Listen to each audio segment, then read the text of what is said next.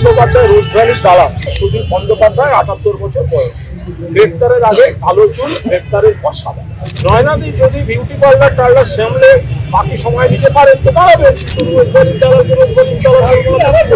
আর সুদীপবাবুর অভ্যাস হচ্ছে রাত্রে বড্ড নেতা নেত্রীদের হোয়াটসঅ্যাপ করেন, ন্যাগিং টাইপের প্যান করেন, ওই ব্যাপারে আমার মুখে গুলু পাঠা, ওই টুইটটা আমি ভুলে গেছি। দিনের শেষে মাথার উপর মমতা ব্যানার্জি একটাই দল। আপনি টুইটে বলেছিলেন যে দুজন লোকসভার নেতা বিজেপির হয়ে কাজ করছে, প্রধানমন্ত্রী কংগ্রেস করিয়ে রেখেছে, অজিত চৌধুরী এবং সুদীপ বন্দ্যোপাধ্যায়। এই রোজভ্যালি কাণ্ড থেকে বাঁচার জন্য প্রধানমন্ত্রীর লোক হয়ে কাজ করছে, এইটা এখনো বলছে। সুদীপ বন্দ্যোপাধ্যায় রোজভ্যালির দালাল। সুদীপ বন্দ্যোপাধ্যায় রোজভ্যালির মালিকের ছেলেদের কোন কলেজে ভর্তি করিয়ে তার বিনিময়ে তাদের টাকা পয়সা নিয়ে বিদেশ সফর করেন বলে এজেন্সিতে অভিযোগ করেছে। সুতরাং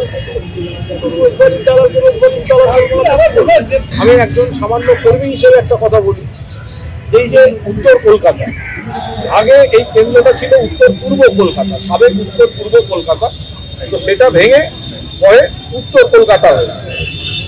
তো এই যে উত্তর কলকাতা, যদি আমরা ইতিহাস দেখি তাহলে উত্তর কলকাতায় কখনো কোনোদিন কোনো মহিলা প্রার্থী হয়নি, মহিলা সাংসদ উত্তর কলকাতা পায়নি, কোনো মহিলা সাংসদ উত্তর কলকাতা পায়নি। যদি আমরা তর্কের খাতিরে ধরি, 1952 সাল মেঘনাথ সাহা, 1956 সাল মোহিত মৈত্র, 1957 থেকে 71 ধীরেন্দ্রনাথ মুখার্জি, 77 প্রতাপচন্দ্র চন্দ্র, 80 সুনীল মৈত্র, 84 থেকে অজিত কুমার পাজা, পরবর্তীকালে মোহাম্মদ সেলিম হয়েছেন, তার পরবর্তীকালে সুদীপ বন্দ্যোপাধ্যায় ৭৮ বছর বয়স, গ্রেফতারের আগে কালো চুল, গ্রেফতারের পর সাদা। তো এখন সেই জায়গায় দাঁড়িয়ে যদি উত্তর কলকাতার একটা আবেগ থাকে যে দলকে বিবেচনা করা, যে দক্ষিণ কলকাতা তো মহিলা সাংসদ পেয়েছে, মমতাজি রেকর্ড করেছেন, এখন মালা রায় রয়েছে, তো উত্তর কলকাতায় একবার মহিলা সাংসদ দেওয়া হোক, সেখানে অজিত পাঁজার পুত্রবধূ ডক্টর শশী পাঁজার মতো দক্ষ প্রার্থী রয়েছেন, যিনি একদিকে চিকিৎসক, একদিকে জনপ্রতিনিধি, একদিকে দক্ষ মন্ত্রী, উনি বা ওনার মতো যে কেউ সিনিয়র দক্ষ কর্মীদের মনের কথা বুঝবেন, কোনো মহিলা প্রার্থীকে এ হোক না। উত্তর কলকাতা কেন মহিলা পাবে না? মমতা বন্দ্যোপাধ্যায় সবদিকে নারী শক্তি প্রতিষ্ঠা করেছেন, তাহলে উত্তর কলকাতার যে সাংসদ কখনো আজ পর্যন্ত মহিলা হয়। তো এবার এটা কর্মী হিসেবে আমি বলতেই পারি, কিন্তু দল যদি বিবেচনা করে শেষ পর্যন্ত, আর সুদীপবাবুর অভ্যাস হচ্ছে রাত্রে বড্ড নেতা নেত্রীদের হোয়াটসঅ্যাপ করেন, ন্যাগিং টাইপের প্যান করেন। এই যেমন জেলা সভাপতিটা তাপস রায় ছিলেন, উনি মমতা বন্দ্যোপাধ্যায়ের কাছে আবদার করে, আর একটা ৭৮-৭৯ বয়সী লোক যদি প্যান করে তো লোকে দিয়ে দেয়। তো এই করে উনি যদি আবার আর একবার ক্যান্ডিডেট হন তো হবেন, তখন তার হয়েই খাটবো আমরা সবাই, আমরা তো কর্মী। কিন্তু তার আগে আমরা তো দলের নেতৃত্বের কাছে আমরা এটা বলতেই পারি যে মহিলা ক্যান্ডিডেট দেওয়া হোক। নয়নাদি তিনিও তো মহিলা, আমার সেদিন যে আমাদের কোনো বক্তব্য নেই। শশী পাঁজা কেন নাম নয়না বন্দ্যোপাধ্যায় নামটাই না? না, শশী পাঁজা একজন দক্ষ মন্ত্রী হিসেবে এবং সাংসদ, প্রাক্তন সাংসদ অজিত পাঁজার পুত্রবধূ, ফলে এই যে একটা মানে স্মৃতির ছোঁয়া, অজিতদার প্রতি কর্মীদের আবেগ, সেটাও একটা কাজ করছে। নয়নাদি যদি বিউটি পার্লার টার্লার সামলে বাকি সময় দিতে পারেন তো দাঁড়াবেন, বারণ করছেন।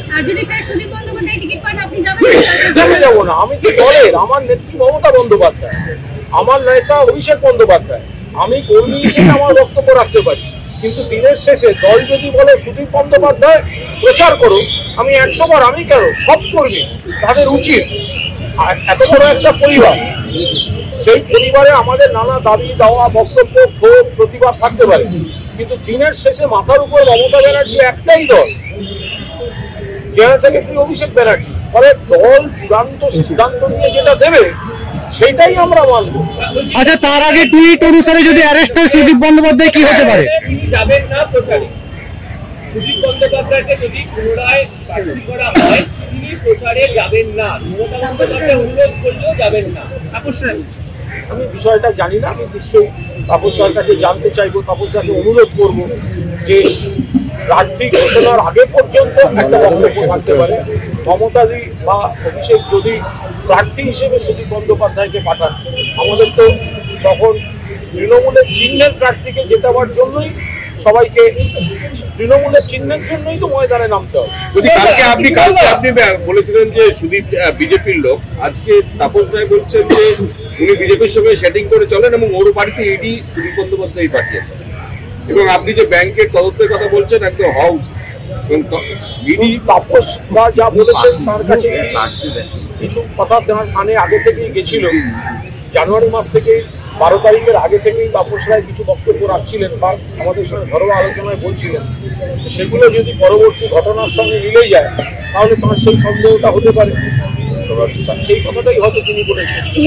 আগে থেকে কি তাপস রায়ের এই ইডি আশঙ্কার কথা বলেছিলেন পার্টিকে বলেছেন কিনা আমি বলতে পারবো না, কিন্তু আমার সঙ্গে গল্প করতে করতে এই ধরনের কথা অমুক ব্যক্তি বলছেন এই কথাটা তাপসদা বলেছেন এবং 12 তারিখের আগে বলেছেন, ইডি যাওয়ার আগে। কিন্তু কোনো তারিখ ধরে কিছু বলেন, মানে অমুক তারিখে যাবে বলেনি, কিন্তু অমুক ব্যক্তি বলছে যে তাপস রায়ের বাড়ি ইডি যাবে, এটা ইডি যাওয়ার আগেই তাপস রায় গল্প করেছেন এবং সেই গল্পের আসলে আমি ছিলাম। আপনি বিশ্বাস করেন এটা করতে পারেন উনি? আরে এত বড় পৃথিবী, এত বড় জগৎ, এখানে অবিশ্বাস্য কোনো ঘটনা নেই।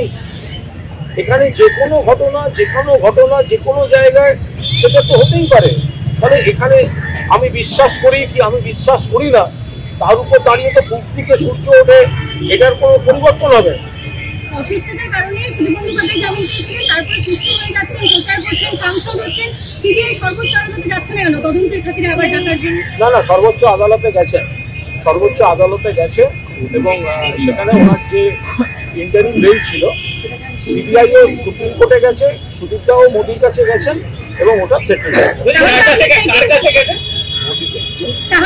সিবিআই সুপ্রিম কোর্টে গেছেন, সুদীপদা মোদির কাছে গেছেন, ওটা সেটেল। ওটা আইনিভাবে ওই ব্যাপারটা উনি স্থায়ী বেড়ে আছেন, ওখানে কোনো অসুবিধা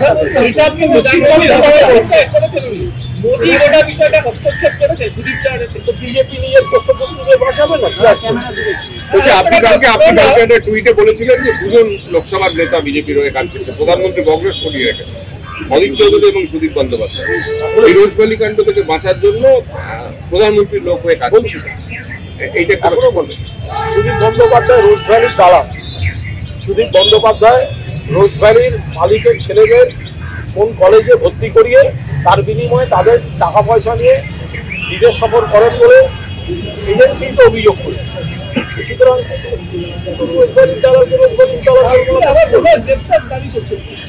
ওই বিষয়টা আমি প্রতিজ্ঞাবদ্ধ, ওই ব্যাপারে আমার মুখে কুলু পাঠা, ওই বিষয়টা নিয়ে দয়া করে আমায় কেউ কোনো প্রশ্ন করবেন না, ওই বিষয়ে আমি কোনো প্রশ্নের উত্তর দেব না, ওই টুইটটা আমি ভুলে গেছি।